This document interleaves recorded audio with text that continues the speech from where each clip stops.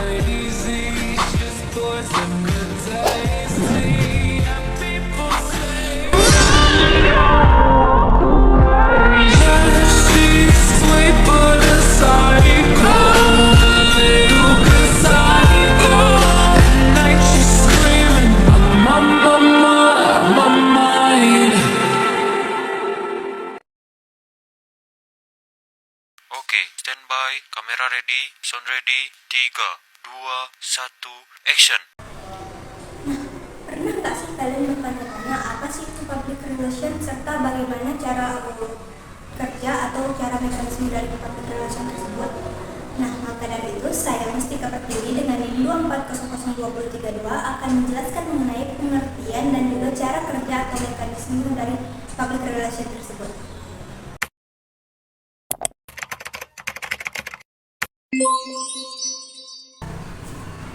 Nah, ada banyak sekali pengertian yang menjelaskan bahwa public relation atau biasa kita kenal dengan humas merupakan proses interaksi yang terjadi antara organisasi dan juga masyarakat dalam menciptakan opini publik, memberikan persepsi, menanamkan pengertian, membangun motivasi, dan juga menetapkan partisipasi publik.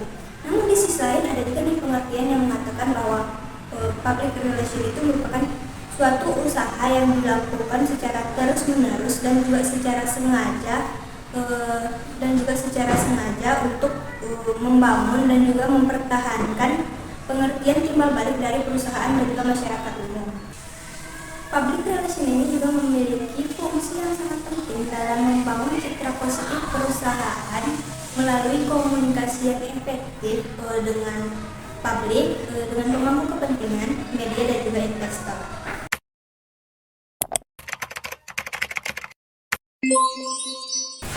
Kemudian ada cara kerja atau mekanisme PR. Yang itu ada riset atau riset dan analisis. Mekanisme kerja PR ini dimulai dengan tahap riset, yaitu proses pengumpulan dan analisis data mengenai kondisi organisasi dan lingkungan eksternal.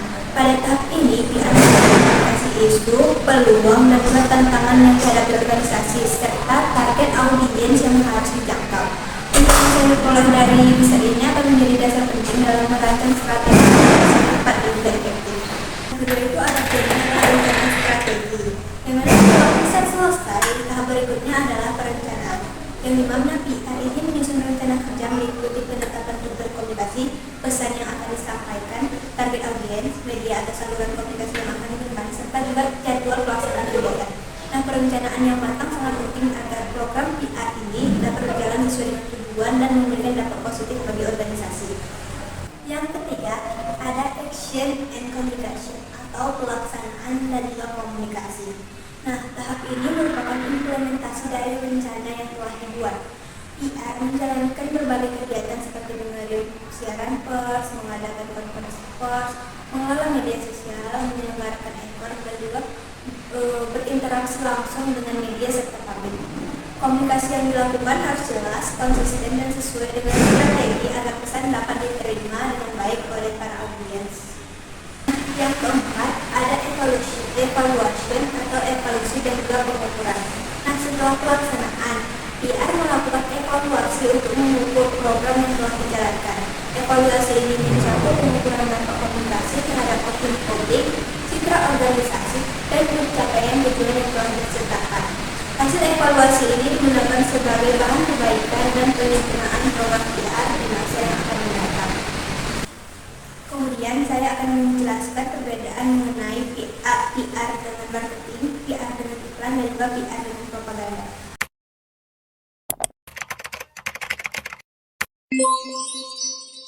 Nah, untuk PR dengan marketing ini, PR itu terfokus pada bagaimana perusahaan dilihat oleh orang lain seperti media pelanggan dan masyarakat umum.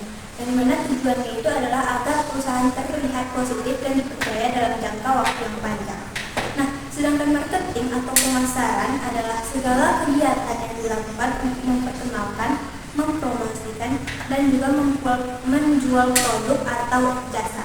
Nah, pemasaran ini lebih fokus pada bagaimana cara menarik orang agar membeli produk yang biasanya hasilnya lebih terlihat lebih cepat, misalnya melalui iklan dan juga diskon. Kemudian ada perbedaan antara antara PR dan juga iklan, dan dimana perbedaan ini sebenarnya cukup jelas. Yang dimana PR biasanya menggunakan cara yang tidak langsung, misalnya nih lewat berita di media atau acara yang menunjukkan kelebihan suatu perusahaan, sehingga orang merasa lebih tertarik, lebih percaya dan juga tertarik. Nah, kemudian PR ini juga tidak selalu membayar media untuk menyebarkan pesannya. Sedangkan untuk iklan ini merupakan pesan yang dibuat dan juga dibayar oleh perusahaan untuk dipasang di media seperti TV, internet ataupun poster dengan tujuan agar orang membeli produk atau jasa yang ditawarkan. Kemudian iklan ini juga bersifat lebih jelas dan langsung mempromosikan produknya tersebut. Nah, terakhir ada perbedaan antara PR dan juga propaganda, yang dimana perbedaan utama dari PR dan propaganda ini adalah PR lebih menggunakan cara yang jujur dan terbuka untuk membangun kepercayaan dan hubungan yang baik. Sedangkan untuk propaganda lebih menggunakan cara yang bisa menipu atau memanipulasi agar mengikuti tujuan tertentu tanpa mempertimbangkan kebenarannya. PR ini orang memahami dan percaya, sementara untuk propaganda ingin orang patuh tanpa banyak tanya. Nah, kemudian ini ada hubungan PR dengan media PR. Seperti apa aja sih media PR dan bagaimana sih hubungannya?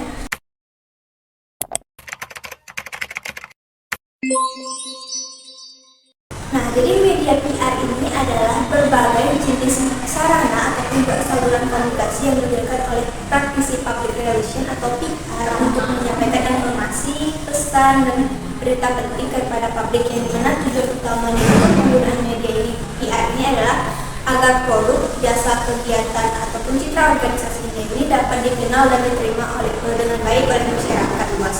Nah, media PR ini menjadi jembatan penghubung antara organisasi dengan berbagai kelompok audiens, baik itu pelanggan, karyawan, media, pemerintah, ataupun juga masyarakat umum. Nah, kemudian ini ada jenis-jenis dari media PR ini, yang mana media PR ini secara umum itu membagi menjadi dua kategori besar, yaitu media eksternal dan juga media internal. Yang mana masing-masing ini memiliki fungsi dan juga target audiens yang berbeda. Yang pertama itu ada media eksternal, yang mana media eksternal ini adalah media yang digunakan untuk menjangkau publik dari luar organisasi. Media ini bersifat umum dan dapat diakses oleh masyarakat luas. Contohnya media eksternal ini antara lain itu ada media cetak seperti surat kabar, majalah, tabloid, dan juga buletin yang biasanya memuat berita, artikel, ataupun juga iklan tentang organisasi atau produk tertentu. Kemudian yang kedua itu ada media penyiaran seperti radio dan juga televisi yang dapat menyampaikan pesan PR melalui siaran berita, talk show, iklan, layanan masyarakat, atau juga program khusus. Kemudian yang ketiga ada media online atau dan juga digital, yang mana situs berita, blog, portal informasi, dan terutama media sosial seperti Instagram, Facebook, Twitter, YouTube, dan juga TikTok. Yang mana media ini sangat penting untuk memungkinkan penyebaran informasi secara cepat dan juga interaktif. Nah, melalui media eksternal ini, PR dapat menyebarkan berbagai jenis konten seperti siaran pers, pengumuman resmi, laporan kegiatan, kampanye branding, dan PR ini juga bisa sering mengadakan konferensi pers atau wawancara dengan media untuk menjelaskan isu penting dan juga membangun hubungan yang baik dengan jurnalis. Kemudian yang kedua itu ada media internal, yang dimana media internal ini adalah media yang dibuat dan dikelola oleh organisasi untuk mengkomunikasikan dengan pihak-pihak yang berada di dalam perusahaan seperti karyawan, manajemen, dan juga kepentingan internal lainnya. Contoh media internal ini yang pertama itu ada majalah internal atau in-house nih guys. Yang dimana majalah ini berisi berita, perkembangan, dan juga informasi yang relevan untuk karyawan. Yang kedua itu ada newsletter, yang dimana seperti surat kabar atau buletin berkala yang berisi update singkat tentang kegiatan dan informasi penting organisasi. Kemudian ada brosur, pamflet, dan juga poster, yang dimana media cetak yang digunakan untuk menyampaikan pesan atau pengumuman secara visual dan mudah dipahami.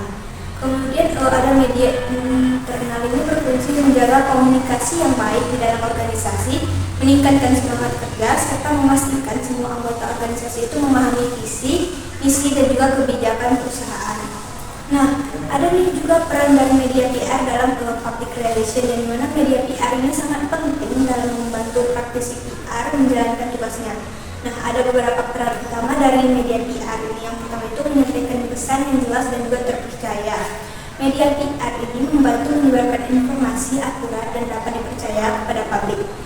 mana pesan yang disampaikan ini harus jelas agar tidak menimbulkan salah paham. Yang kedua itu ada membangun dan memperkuat citra organisasi, yaitu dengan menggunakan media PR, organisasi dapat menunjukkan sisi positifnya seperti kegiatan sosial, inovasi produk, dan juga prestasi yang diraih. Yang ketiga itu ada mengelola krisis dan juga isu negatif. Nah, saat terjadi masalah atau krisis, media PR ini menjadi alat penting untuk memberikan klarifikasi dan juga menjaga reputasi organisasi agar tidak rusak. Yang keempat itu adalah menjalin hubungan baik dengan media, yang dimana PR ini harus membangun hubungan yang harmonis dengan wartawan dan juga media agar yang disampaikan itu bisa diterima dan juga dipublikasikan dengan baik. Kemudian ada memanfaatkan teknologi digital yang seperti kita ketahui di era digital ini media sosial dan platform online itu menjadi media PR yang sangat efektif untuk menjangkau audiens yang lebih luas dan juga berinteraksi secara langsung. Kemudian itu keterampilan yang dibutuhkan dalam mengelola media PR. Nah, agar media PR ini dapat berjalan efektif, praktisi PR ini harus memiliki beberapa keterampilan penting nih, yang antara lain yaitu seperti kemampuan menulis dan juga berkomunikasi. Nah, menulis siaran pers, artikel, konten dan video yang menarik dan mudah dipahami itu sangat penting agar pesan disampaikan dengan baik. Terus kemudian itu ada kemampuan membangun hubungan, yang dimana membangun hubungannya dengan baik dengan media dan juga jurnalis ini sangat membantu dalam memperluas jangkauan dari pesan. Terus yang ketiga itu ada kemampuan desain dan juga visualisasi, yang dimana membuat pesan media cetak atau digital dan yang menarik secara visual akan meningkatkan minat audiens untuk membaca dan juga menerima pesan. Kemudian ada pemahaman teknologi digital dan juga media sosial. Yang menguasai berbagai platform dan media sosial ini sangat penting untuk menjangkau audiens yang lebih luas dan juga beragam. Nah, jadi kesimpulannya itu media PR ini adalah alat utama dalam kegiatan public relation yang membantu organisasi menyampaikan pesan kepada publik dengan cara yang efektif dan juga terpercaya. Nah, kemudian hubungan antara PR dan media ini sangat penting nih, karena PR harus bisa bekerjasama dengan wartawan dan media supaya pesan yang disampaikan ini bisa diterima dengan baik dan disebarkan secara luas. PR juga harus pandai membuat tulisan yang menarik dan jelas agar media memuat informasi tersebut.